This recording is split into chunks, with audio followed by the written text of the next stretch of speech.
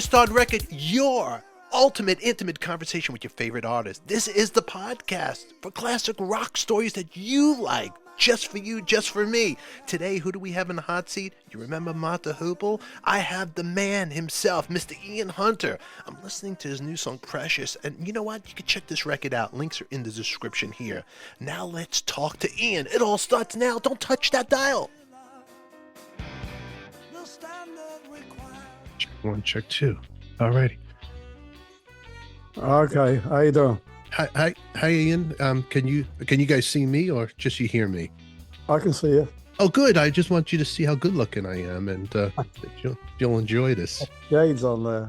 Okay, it made you smile, right? Yeah.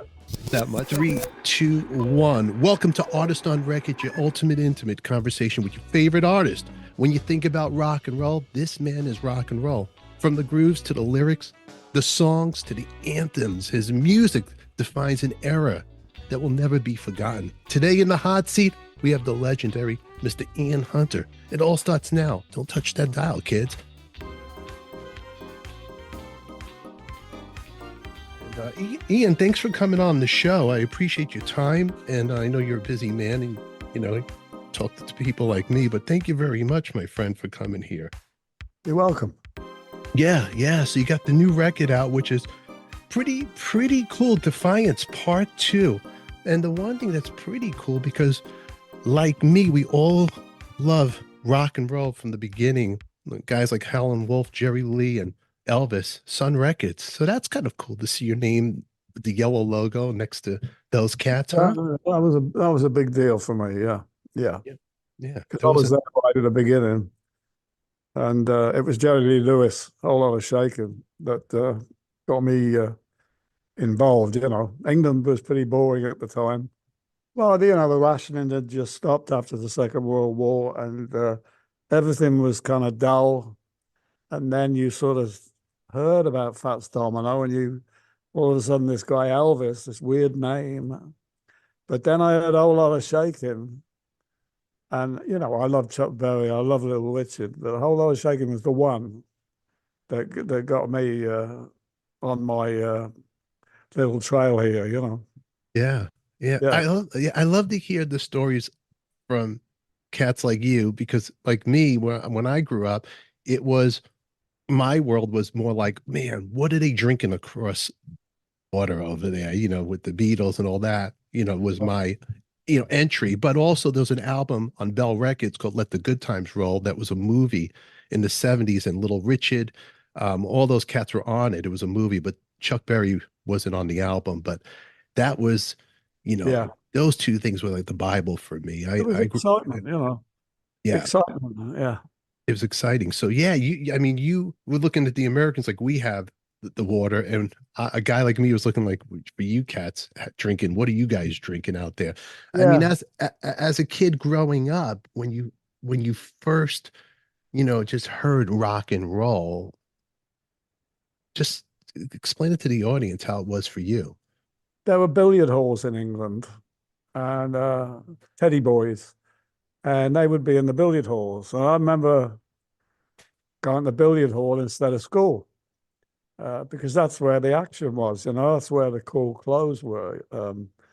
That's where they were playing great music. And then, the occasional jukebox, you had to find it, go and find somewhere early on, Fats Domino and stuff like that. Very hard to find in the Midlands. The Beatles had an unfair advantage because they were on the coast. Yeah. Ships were coming in from the States. And London too, they were getting all these records we weren't getting, because I lived in the Midlands. And the nearest place was Birmingham, where you could see a band. I remember Denny Lane. The first band I ever saw was Go Now.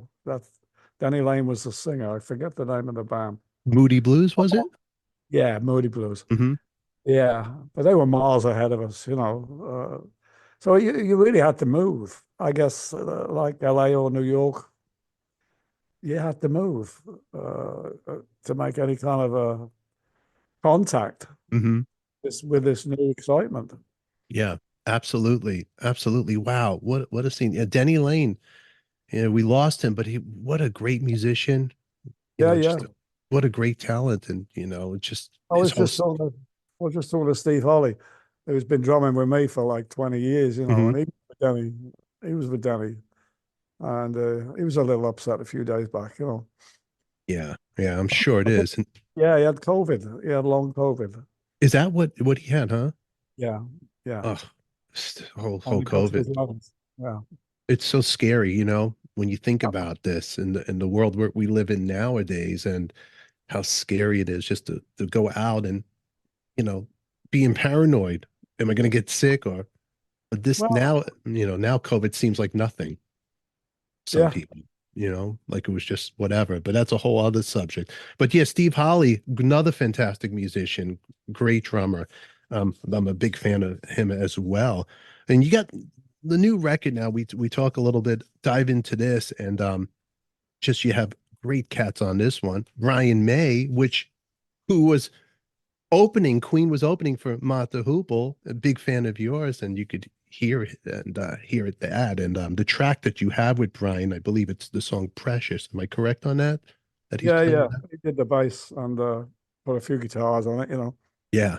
Great Um, tune. he, they do what they all do is they send a few tracks, Mhm. and it's like leave what you don't want, use what you want, and that's how it works. It's a different world now to record than back in the day, because back in the day you have the morale, the studio, and the Well, chaos.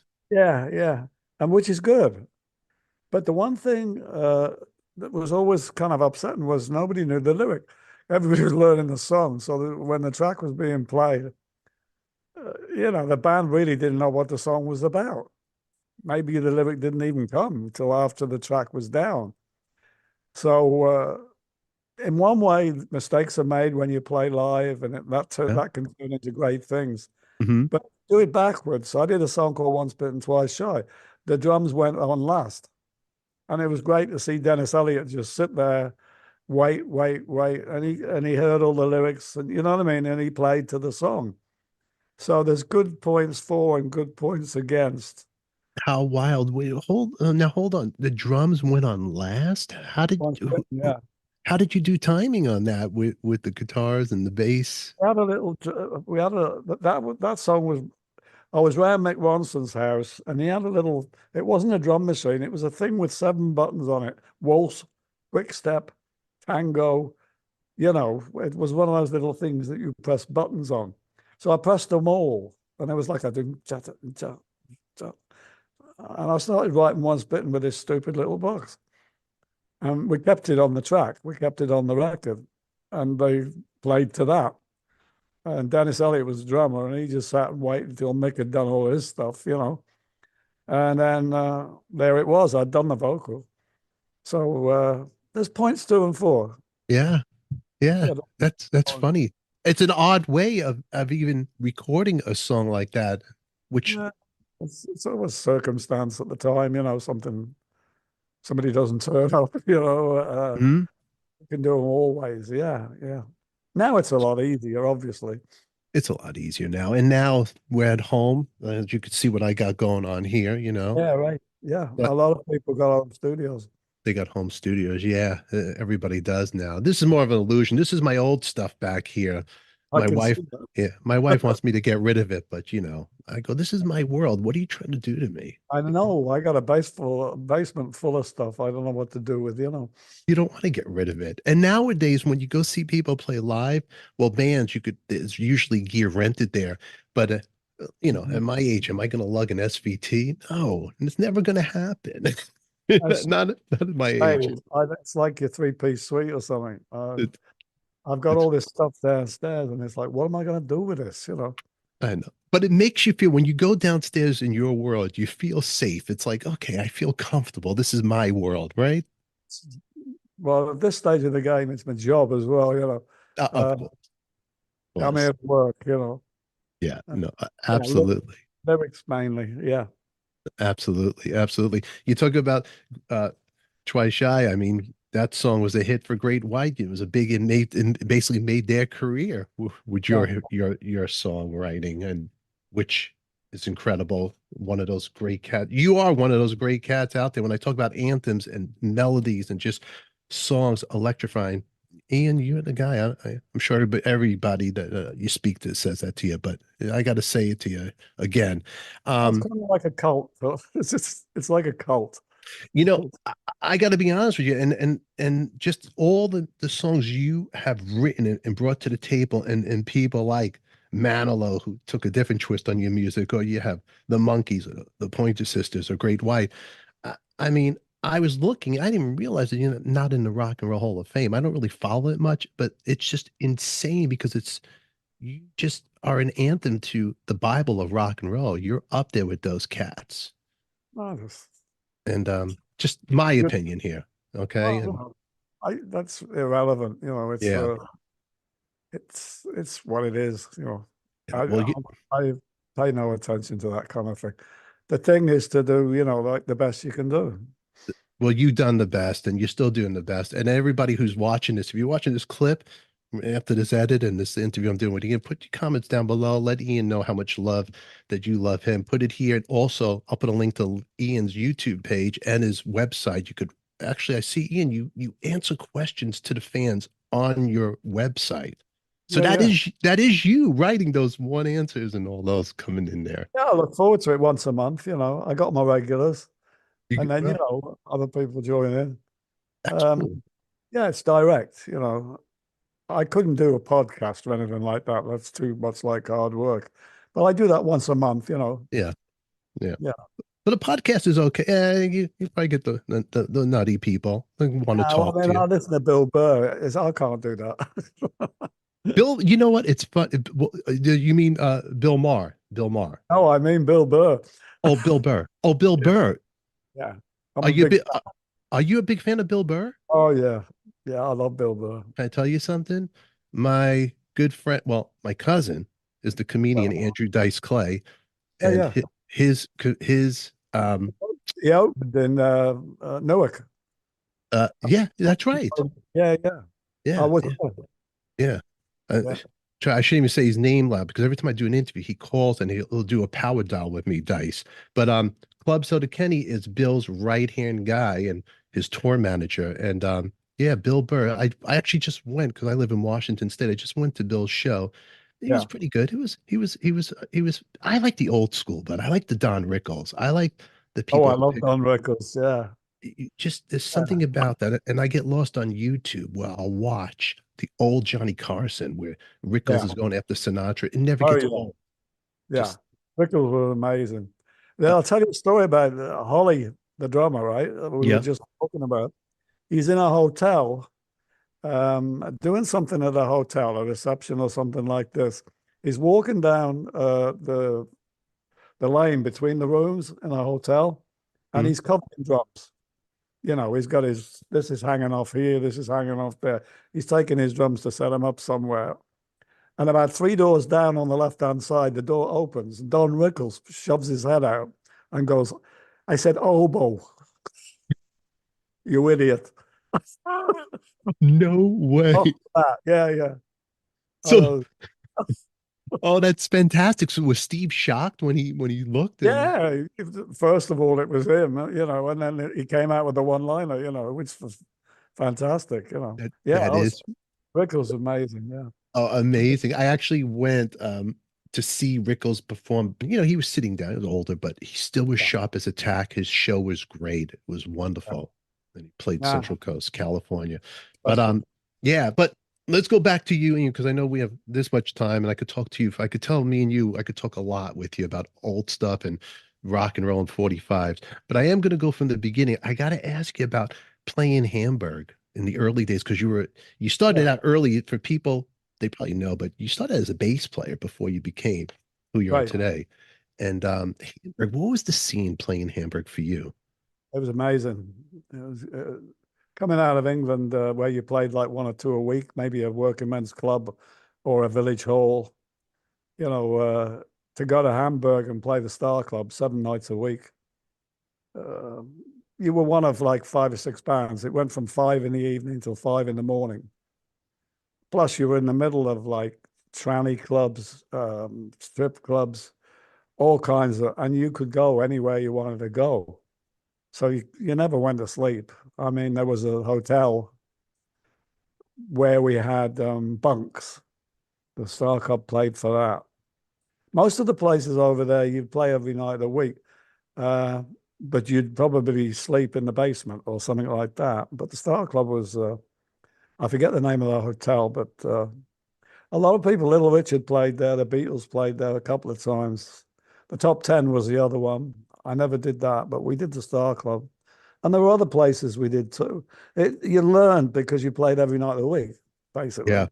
Yeah. What would you do? Some Like of them, 2 sets? Would you do 2 sets when you'd play in those places? yeah. The worst set was 5 in the evening, 5 in the morning. And usually it wasn't the band. It was like anybody who was around, 12 bars, like just messing about. But yeah, 5 till 5. The stars were usually 8, 12, 8 p.m., 12 p.m., something like that. That would be Little Richard or somebody like that. Wow. Wow. So Fantastic scene. And there was a place called the Mambo Shanky about a block away where everybody that was American or English went, a hangout place.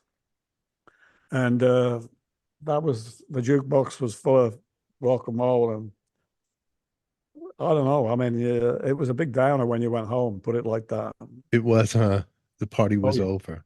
Oh, So yeah, we're back to Village Hall and, once a week. So it was a job. So you had to get a job. But it was your school of rock, basically, that place. Everybody was learning. Yeah. Yeah. But when you were doing Hamburg, you knew this is my life. I can never go back. I can never be a civilian. I'm a rock and roller. I'm a musician. This is it. Is that how you felt? In factories, I mean, I married early and I had a couple of kids, so I couldn't hang about. Dole in England then was non-existent. You had to work. So I worked in factories. I had over 40 jobs. And that's why, because you would go to Germany for a month and then come back to nothing. So you had to get a job, a couple of months, and then you would go back to Germany. Then you'd have to come back and get a job, Yeah. That's the way it was. But slowly it was like, well, the factories thing. I mean, unless you're a good engineer and you like that kind of thing, I'm thinking maybe I can get involved in music, full time. So you had to move to London. It was all a slow process over a few years. We got into London, then things started happening. There's a place called Regent Sound, which is in the West End, run by a guy called Bill Farley. And Jimi Hendrix used to practice there. A little 4-track. Little Richard played in there. And a guy that ran that rang me one night because I'd been doing demos and stuff, that everybody does. And he said, there's weird people are in here. They're looking for a singer and a piano player. Why don't you come over? And I wasn't a singer and I wasn't a piano player, but I went anyway. And that was the beginning of Mott, Wow. That was it. Yeah. So you just went there just as a basis in the beginning. You weren't I really. weren't too sure, but Guy Stevens at that time was going to manage, was going to make the band his Island Records. He was head A&R, and he just took a liking to me. That was it. Well, yeah, for about 9 months. Then the band liked me, and then Guy didn't like me. So the first year it was real dodgy. I didn't know if I was in the band or out, but it worked out. It did. I think it did work out. So Guy Stevens, was he a real character in real life? Yeah. One off. Yeah, crazy. I mean, crazy. And he was managing us. We were managing him, I was like, keep him out of jail. I mean, he was in jail twice. And that's where he found the name in the prison library. He found a book, Mott the Hoople. Oh, is that how the name? I was going to ask you, is that, I didn't know that, the fact. Okay. And he'd given it to this stoner who died, OD'd. And he mentioned a name to us. And we were like, that's great. We want to call this up. But he was worried because he'd given it to this other guy who died. But we persisted. And in the end, because it was so odd, the name was just so different and so odd, that we persisted, and in the end, he said, "Okay." Oh yeah, it's such an odd name. He was going to call us Savage Rose and Fixable. I think it was a Dylan. He loved Dylan, as I did, Yeah. Interesting. So Guy Stevens, he was a big part of your career that kickstarted to shift it into a whole different world for you. Yeah, Procol Harum. He was big with Procol Harum as well. Yeah. Guy couldn't do it, and he was very frustrated because he had excellent taste, and he was motivated. Really, I mean, he would stand in front of you and scream at you, in recording sessions to try and get more out of you and stuff. And he went on after us. He did the Clash. Yeah. And they were like stupefied with him too. What do we do with this guy? He's a maniac. I mean, he set this place on fire. Oh my God. Ireland Records, yeah. And I had to bring up the head of Ireland, the guy that Chris Blackwell, and say, Chris, the studio's on fire. And he said, was it really necessary? So I said, yeah, not knowing what else to say. It wasn't the control room, it was the studio. It was just chairs and stuff, But he would come in dressed as a highwayman. The whole bit, like the tricolor hat and You got me laughing here, Ian, and forgive me for interrupting because what kind of guy is this? Who does this, Oh, nutcase, and we loved him, And it's sort of suited us in a way. Odd sort of band, odd band, Hereford Mafia. Very strange band. But he got us through the first couple of years, Got us to deal with Ireland. Yeah. Blackwell wasn't too sure because, I mean, we weren't naturals. Island Records was all natural, It was like Steve Winwood, all that kind of, great singers, great natural singers, and great natural musicians. We were this band that came in and like did all strange things. And so Chris couldn't make head or tail of it, but Guy was right on it. Yeah. Yeah. Ahead of his time. Well, he'd been a DJ at the Scene Club in London, and he was getting all the imports from Memphis. And people like Jagger, and, the Animals, those they were going to the Scene Club and listening to all the stuff that Guy was playing. Guy was pretty influential in the early days. Yeah. Yeah. He's pretty much like an underground scene he was bringing to everybody's attention. Yeah. Yeah. But Jagger, I remember Jagger knew him pretty well, because we were in one and they were in two. We did dudes in two. It was a studio with two, a building with two studios in it. I remember we were doing a track one night and Jagger came in and he was nattering away to Guy. He knew Guy really well. And we were playing, I don't know, I think we were playing Walking with a Mountain and we just changed it into Jumping Jack Flash. We were playing, like as they were chatting away in the control box. And he was like waving, yeah. That was your hello to Jagger going into Jumpin' Jack Flash, basically, right? Yeah.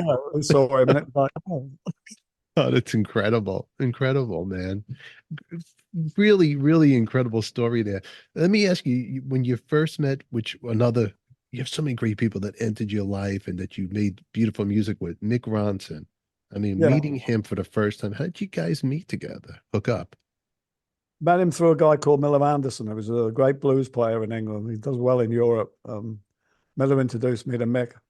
But then Mick came in and we were doing All the Young Dudes album. And David Bowie was producing it. And Mick came in to do an arrangement on a song called Sea Diver. And that's how I met Mick properly. And I liked him straight away. We got on good. We were both working class kids. And then when we needed a guitar player at one point towards the end, he wasn't doing anything. So I just went around his house and said, do you want to play with Mark, and he had a word with De Vries, who was his manager, and then he came back and said, "Yeah, all right." So we were on and off for about 17 years until he died. And he was great fun. He was a great partner. He was a brilliant arranger, obviously a great guitar player, and I sadly missed. Yeah, yeah. One of the greatest. Yeah, he had it all: the talent, the luck, the whole package. Really did the whole 9 yards. You think? Yeah. Fun. And was very modest, and a lot of fun. We had 2 rooms, on the road and everything, but we've always wind up in one room. It was just hilarious. So there was that brotherly bond with you guys as well. I loved him, yeah, he was a brother. Very cool. Now you talk about all the young dudes. You mentioned that for a second, and which recently I didn't realize before all the young dudes, but doing my research because I listened to the records, but I never really studied the history of your story. That of course David Bowie penned all the young dudes, but originally it was Suffragette City he offered to you guys, and you rejected that song. Is that correct? Yeah. Yeah. Oh. Wasn't good enough. See, we'd had a couple of singles on BBC, then I hadn't made it. And if you haven't made it on a couple of singles, now you're going to have something really special for it to break. And Suffragette City we had songs as good as Suffragette City, but he played us dudes, and that was like something else altogether. We knew that was a hit, and we also knew I could sing it because I'm a peculiar singer. But I knew how to handle that one, and we were like, "Why is he giving us this?" Because it was a hit. You could just tell. He sat on the floor, played it on acoustic guitar, Oh. and it was like, "Whoa!" The 5 of us were sitting around him. I remember Buff, the drummer, because Buff would be the more depressed one. He all see the bad side of things, but he was like, "Whoa," And so we went down I keep on forgetting the name of the studio. 2 evenings, A side, B side. Mick Wells put that incredible intro on All the Young Dudes. I did a bit of rap on the back end, and that was it. Was it Olympic or which Olympic, one? yeah, you're Olympic right. Studios. Okay. Barnes, yeah, the little studio. That's where Wow. it was done. Yeah. Wow. Just hearing that for the first time, man. You telling the story right now, I'm kind of getting chills just picturing Bowie sitting on the floor with an acoustic guitar, Yeah. showing you the first notes of it. Maybe chord D, I think I forget, but Why are you giving us this? I mean, it's a hit. But he'd done it. But he'd done it in a lower key. And he'd done it with a lot of, he's an alto sax player. Yeah. He'd used a lot of alto on it, and he wasn't happy with it. And we did it in D, we took it up. And it was it moved a little more, I think. And then, like I say, Mick Wells put that great intro on it. So he was well happy with it, and it became a hit. An anthem. It's a Yeah, total rock and roll anthem. The descending lines, it just moves. yeah. I'm getting in my head, I'm visioning right now. I remember later on when you did it at Wembley with Queen, Yeah, right. Ryan May. I'm actually getting chills. Just think about that performance that you did, man. It was so raw and perfect, and it was so just. It had that edge to it, and the soul that was coming from you is like possessed of just this greatness. And it's just one of those songs that, and when you think rock is over, you put all the young dudes on it. Just no, it's not. It's right there. It's such that performance at Wembley, man. What was going through your mind looking at that crowd doing that there? Well, Mick wasn't too well, so there was that. Sat in the Queen's box the first half of the show.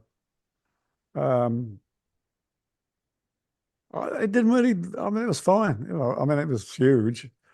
I didn't feel nervous or anything, which I thought I would. But I knew everybody. I knew the Laps, I knew Queen and everything. So it was like I knew David, so it felt comfortable. I felt fine. Yeah. But looking back on it, it was a big gig. I mean, it was, I think, 2 billion watched. I went in a room, Roger took me in a room after. There's all these TV sets all around this room, maybe 20, 30 TV sets. And he goes like, Indonesia. And it comes on, you know what I mean? The thing was all over the world. And I don't think they had a manager. I think Roger did it because Brian was very upset. So Brian didn't really want to get involved in the organization of it all. I mean, Roger not only got that thing together, he played the whole of the second half, Roger Taylor. Mm-hmm. And my hat's off to Rog, I mean, the Queen never really did have a manager. They had a lawyer. Oh. That's how intelligent they were. I mean, they opened up South America.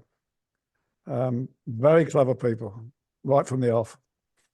Interesting. Very interesting. What a powerful performance that was. Everything that you learned from Hamburg and growing up, it shows right on that stage in your performance. It's just great, man. It's one of those things. I just wanted to share that with you and tell you how much I love that performance of you guys. Thank you very much. I didn't realize that Mick was sick in that live performance because you could never tell on watching it, but he was skinny. not well. If you look, he's skinny. I mean, he was always on the thin, but he wasn't at all well for that. He played great, Yeah. but it was kind of worrying. It was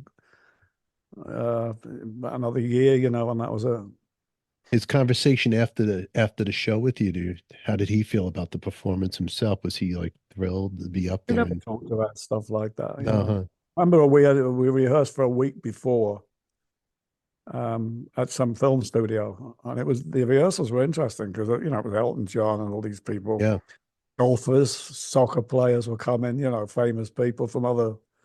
The whole rehearsal period was great, good fun. Definitely. And all the not to cut you off, but all the young dudes, wasn't that like a part when that song entered your life when Mata Hoople was coming to an end, basically, huh? Yeah. The Island Records were getting fed up with us. We'd had 4 albums out. Nothing much happened. We were in Switzerland, and they had these converted gas tanks. The gas tanks are made of metal, so obviously they sound disgusting. They turned them into clubs. Had enough of this, so we split up. We're on the train back to London, Euston Station. The girls are all waiting for us. They're crying. The band's over. It's all finished. We're done. And then Pete, the bass player, rings me up a couple of days later. He says, I just talked to Bowie. He's looking for a bass player. And he's freaked out. He doesn't want us to split. And he says we can. He says he's got songs. He says he's got a manager. He says it'll get us off island and all this kind of thing. And we were playing Guildford Civic Hall, due to play that. So we did that gig, even though we were in our minds finished. We were contracted to do it. And David turned up with Angie and DeFries. And it was like a whole new world opened up to us, DeFries said, I'll get you off island. I'll put you on Columbia. Dudes will be your first single, and it'll be massive. And so we were all of a sudden back together. All because people, to try and get the bass job off David. It was so lucky, if he hadn't done that, that would have been it. Yeah. Yeah, think about that. David Bowie, well, what type of guy was he like? Just, one-on-one? Well, he was great. I mean, the most generous bloke guy. And I couldn't understand it because he had a number 1 already. And DeFries, I think, wasn't ready.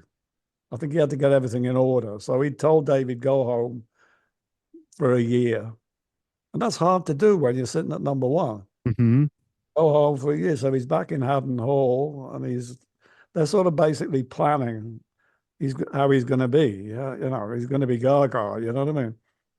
And they're planning. Meanwhile, he's fiddling around, twiddling his thumbs. Something like this comes up, great, let's do this, let's do that. And I think that's what happened. He had time on his hands. He did Lou, he did Iggy. Yeah. No, he just kept going. Very generous with his time.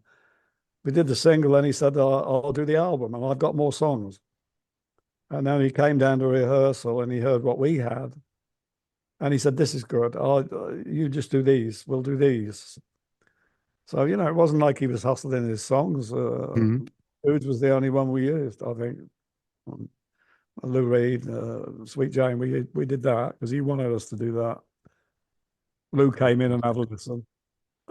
Wow, Lou Reed, huh? What was he like, Lou Reed? Oh, deadpan. Really? I didn't understand. I didn't understand him at all. This was going back, Yeah, before I didn't know anything about New York. yeah.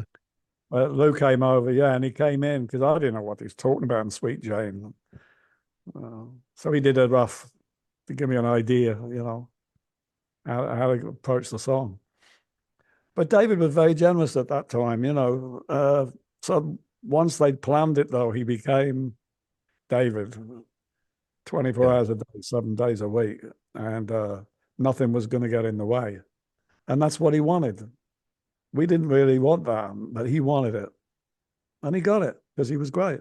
Yeah. Focused, very focused, in tune on Yeah. that. Yeah. That's the way. A question. This one is from Eric Singer, drummer, Kiss drummer. Eric, here it goes. And hate the question. You could say it right here. That's a stupid question. But Eric wants to know about Luther's name, Luther Governor, his real name, the name Ariel Bender. Can you confirm if the story behind the name Ariel Bender is accurate? Why was there a name change from Luther, who already was known from Spooky Tooth? We just wanted, I don't know. I mean, we just wanted to, we'd been in Germany. Mick Ralph's, we hated, there was a German show that we did that we hated, pop show. It wasn't a rock show, a little pop show. And we came out of there for a break, and Mick Wells went all the way down the street bending car aerials, just every one, all the way. And I remember there was a cattle trough at the bottom of the street, and Mick just doused his head in this cattle trough, water all over the place. And Lindsay, I forget her name. Anyway, girl singer, she'd had a hit and everything. She was with us. And she said Ariel Bender, because Mick had, bent all these aerials. And it just stuck with me. And when we were getting Luther in the band, we were really trying to change the band to be more visual and more energetic. And he had all these attributes. We knew what he was. He was crazy. So I took him up a pub in somewhere in London, and I said to him, Luther Grosvenor is such a great name. And he was like, yeah, I'd never change my name. It's the best name. I love my name, I said, well, we were thinking about Ariel Bender. He said, Ariel Bender, great. Call me Ariel. All in a couple of seconds, And that's Luther, He's two people. It really is. I mean, Luther Grosvenor is a serious guitar player, writes beautiful songs.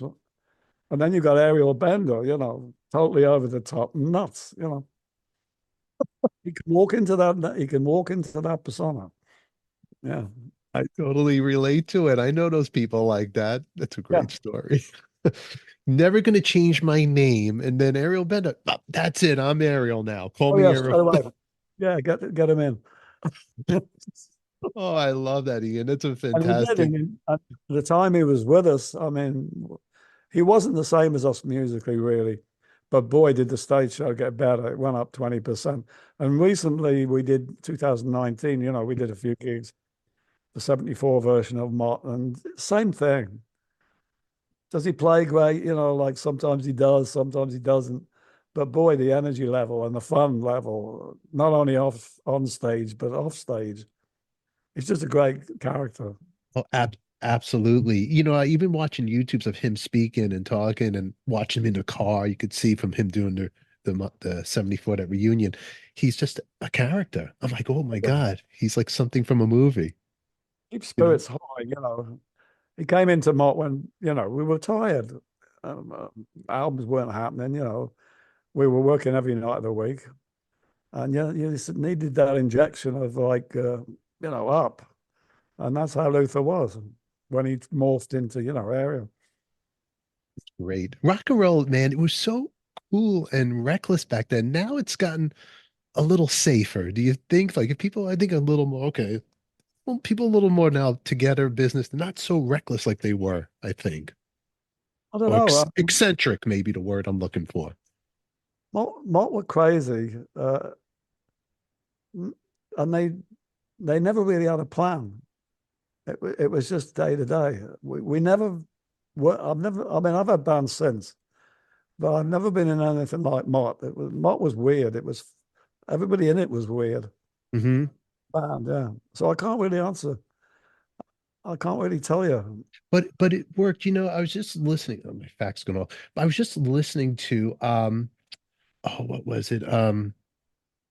God, I'm spacing out here. Just the influence that you guys have on bands like The Clash, even the Sex Pistols. I'll hear the guitar playing in their songs from God Save the Queen. I'll hear like just sounds a little like Mata Hoople right there. Uh, you guys are considered as a glam band, but you're not. You're just a real rock and roll raw energy band, and to Yeah, just capture that era. because that was what was going on at the time. Like Yeah. the Who went mod, you know what I mean? It's what was going on at the time, and that sells records, extra records.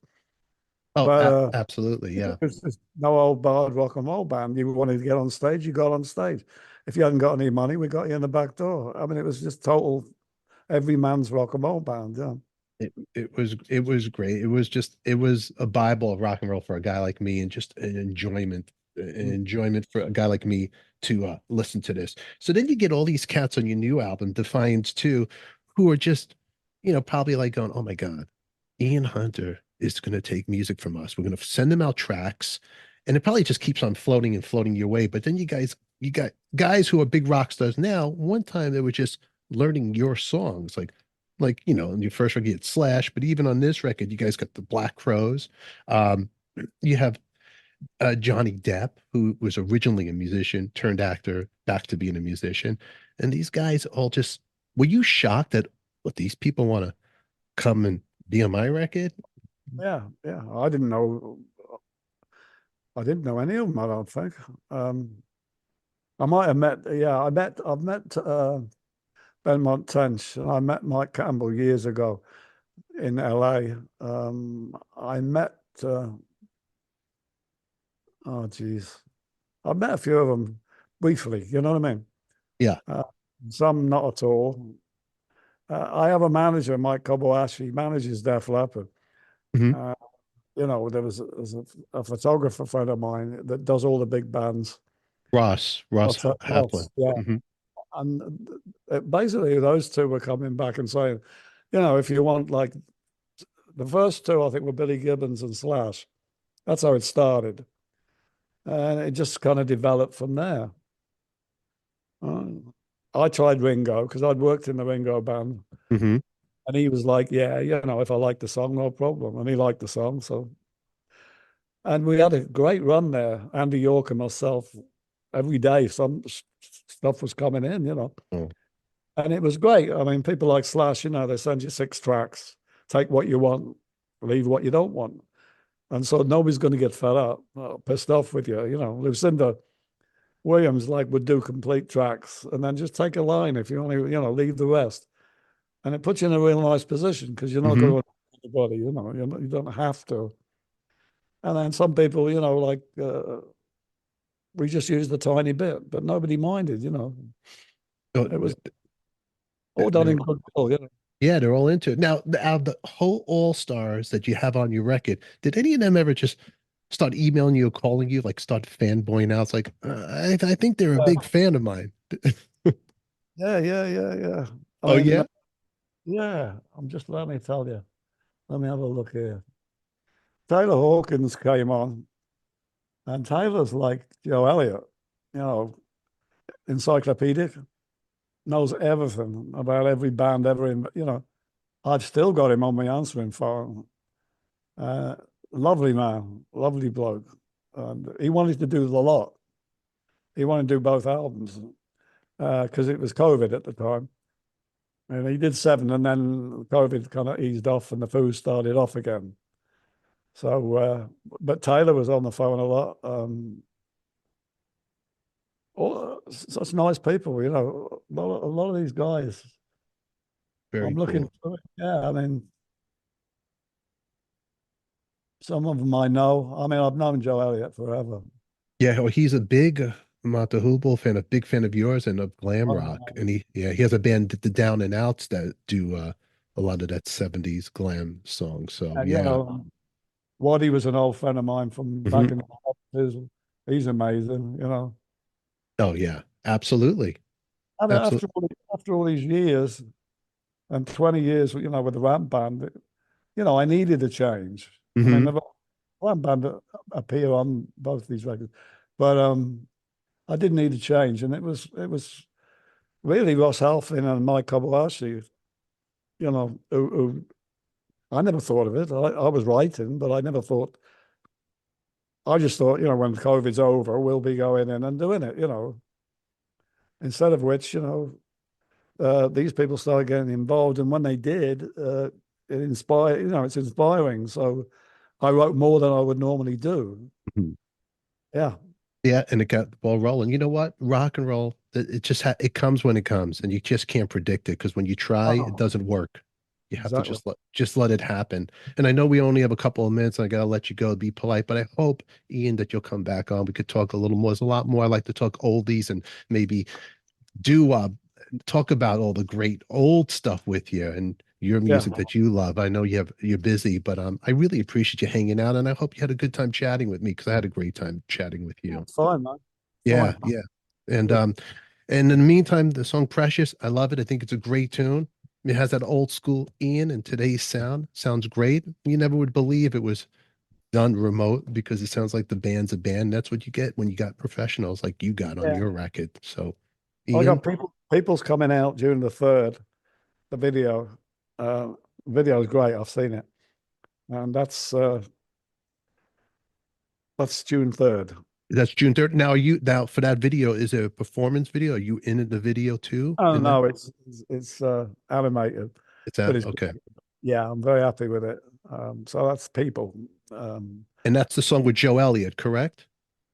There's a few people on it. Yeah, people. Let's have a look here. And that is your birthday, right? Is that correct? Robin Zander and Robin's kid and Rick Nielsen, Boschi out of my band, Joe Elliott, Tom Petersson. So basically, yeah, that's Dane Clark, who's been great. You know, he's Mellencamp's drummer. He's played on a few tracks. But people are. It's strong. It sounds great, and the animated video is great. So June the 3rd, yeah. June 3rd, and which is your birthday, correct? Yeah. Your birthday. Yeah. So Ian, I'm going to do a clip here for that video for everybody to check it out, and then you're going to click on the link right above here to wish Ian a happy birthday. The video we're talking about, Ian, what's the name of the song? People. And they could watch it right here on your website, right? On YouTube. Right, Ian? From the 3rd, yeah, from the 3rd. That's right. We're making believe it's the 3rd right now. I'm just making believe. I'm acting. That's my Robert De Niro for you. All right. Ian, everybody. You don't want to be De Niro at the moment. Oh, man. Ian, it's crazy, man. And you know what? I gotta tell you, because of you and your great music, you make me not even think about that stuff. I'll Google your history. I don't want to know anything else. Just give me like. Well, if you listen to people, you might. There's stuff involved in that song, you know. Oh, I know.